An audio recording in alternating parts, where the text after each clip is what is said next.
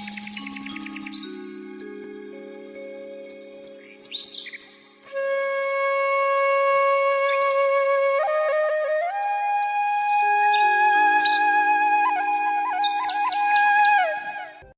श्री राम मित्रों, द्वापर युग में महाभारत का युद्ध हुआ और इस युद्ध का मुख्य खलनायक दुर्योधन को माना जाता है, जो कि हस्तिनापुर के अंधे राजा महाराज धृतराष्ट्र और गांधारी के पुत्र थे। गांधारी के 100 पुत्र और एक पुत्री थी। उनमें ज्येष्ठ पुत्र था दुर्योधन। और दुर्योधन का और अन्य धृतराष्ट्र पुत्रों का जन्म बड़े ही अजीबोगरीब तरीके से हुआ। मैंने अपने एक वीडियो में बताया था कि किस तरह से महर्षि वेदव्यास वन से समाचार लेकर हस्तिनापुर के राजमहलों में जाते हैं कि वन में रहते हुए कुंती ने एक बहुत सुंदर राजकुमार को जन्म दिया है। यह कुंती का सबसे बड़ा पुत्र युधिष्ठिर का जन्म था। और यह समाचार महल में फैलता है और अनिवास में गांधारी तक पहुंचता है। संयोग से उस समय गांधारी भी गर्भवती होती है। उसके मन में ईर्ष्या और डाह का भाव आ जाता है कि कुंती मुझसे छोटी है, मेरी देवरानी है, फिर भी वो पहले माँ बन गई।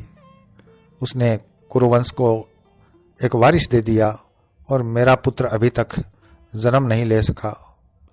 और जो गर्भ का समय था, जो प्रकृति प्रदत्त समय है 9 माह का, वो भी पार हो गया था। अब उसके मन में अत्यधिक क्रोध आ गया और उस क्रोध के वशीभूत होकर उसने अपने गर्भ पर दनादन मुक्के मारना शुरू कर दिया। और मुक्के मारते मारते वो बेहोश होकर गिर पड़ी और उसके गर्भ से एक मांसपिंड निकला। उस मांसपिंड को देखकर वह बड़ी दुखी हुई, रोने लगी। गांधारी ने मांसपिंड को जन्म दिया है, यह समाचार पूरे राजमहल में फैल गया। संयोग से उस समय महर्षि वेदव्यास वहां थे ही। वो भी वहां पहुंचे प्रसूता कक्ष में। महर्षि वेदव्यास ने आते ही पूछा, पुत्री गांधारी तुमने ऐसा क्यों किया? तो उसने कहा, ऋषिवर, मैंने ऐसा ईर्ष्या और डाह के कारण किया। और आपने मुझे 100 पुत्रों की मां बनने का आशीर्वाद दिया था, उसका क्या हुआ? मेरे गर्भ से तो ये मांसपिंड निकला है जिसका कोई आकार प्रकार ही नहीं है। तो महर्षि वेदव्यास ने कहा, पुत्री मेरा वचन असत्य नहीं हो सकता। उन्होंने तुरंत 101 पात्रों की मांग की और कुछ रासायनिक पदार्थ और जड़ी बूटियां मंगवाई। सेवकों ने तुरंत ही वो सारी व्यवस्था कर दी। उन्होंने एक तहखाने में उन सभी पात्रों को रखवाया और उस मांसपिंड की सर्जरी की। उसके छोटे छोटे टुकड़े 100 के एक करके और उन 101 पात्रों में डाल दिए और कुछ रासायनिक पदार्थ और जड़ी बूटियां भी डाल दी।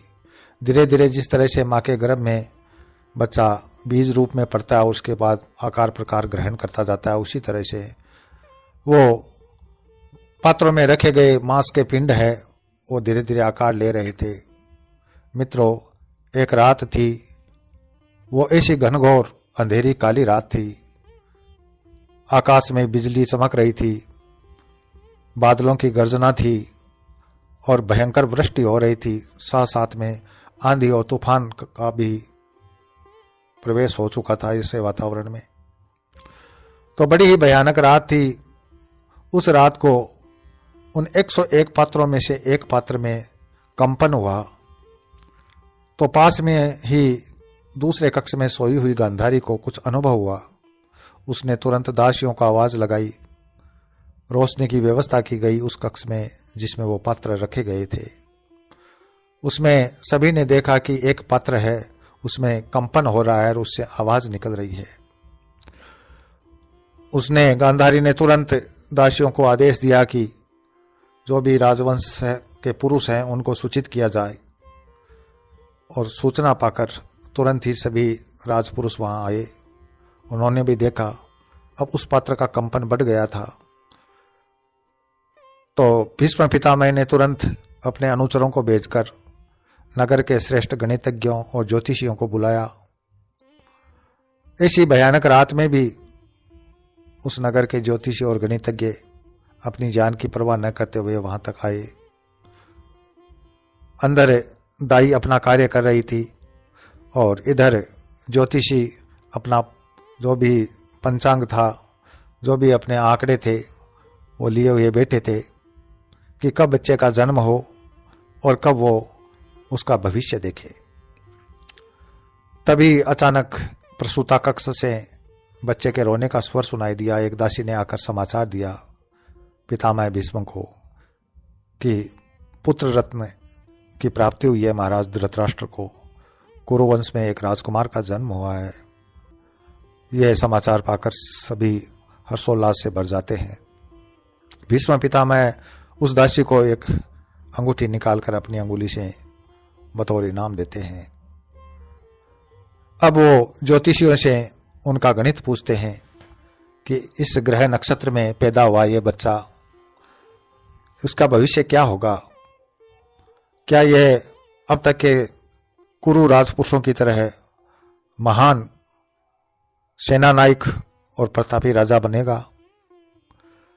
गणितज्ञ अपना हिसाब लगा रहे थे, जोड़बा की गुणा भाग मिला रहे थे। उनके चेहरे पर चिंता की रेखाएं आ गई। सभी ने एक दूसरे की ओर देखा। पितामह भीष्म को धैर्य नहीं हो रहा था। उन्होंने कहा कि हे ज्योतिषियों, आपका गणित क्या कहता है? शीघ्रता से बताओ। उनमें से एक ब्राह्मण बोला, आपके वंश में जिस बच्चे का ये जन्म हुआ है, यह वीर और पराक्रमी तो होगा, परंतु यह वंश विनाश का भी कारण बनेगा। यह सुन करके जो कुरु राजवंश के राजपुरुष थे, उन सभी के चेहरों पर चिंता की रेखाएं आ जाती है। भीष्म पितामह फिर ब्राह्मणों को पूछते हैं कि इसका कोई उपाय? कहा, महाराज, इसका एक ही उपाय है कि इस बच्चे का त्याग कर दिया जाए, कुरु राजकुल से इसको दूर कर दिया जाए, तो ही वंश विनाश रुक सकता है। विदुर महाराज धृतराष्ट्र और गांधारी को मनाने का प्रयास करते हैं कि इस बच्चे का त्याग कर दिया जाए और कुरु राजवंश को विनाश से बचा लिया जाए। किसी एक का त्याग करने से अगर संपूर्ण वंश का शुभ होता है, संपूर्ण वंश की रक्षा होती है, तो वही कार्य करना चाहिए।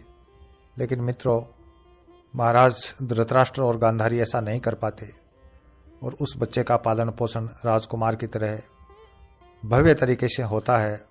उचित शिक्षा दीक्षा भी मिलती है, लेकिन उसके मन में जो मनोविकार थे वो अंत तक बने रहते हैं और वो वंश विनाश और एक बड़े महायुद्ध को जन्म देता है।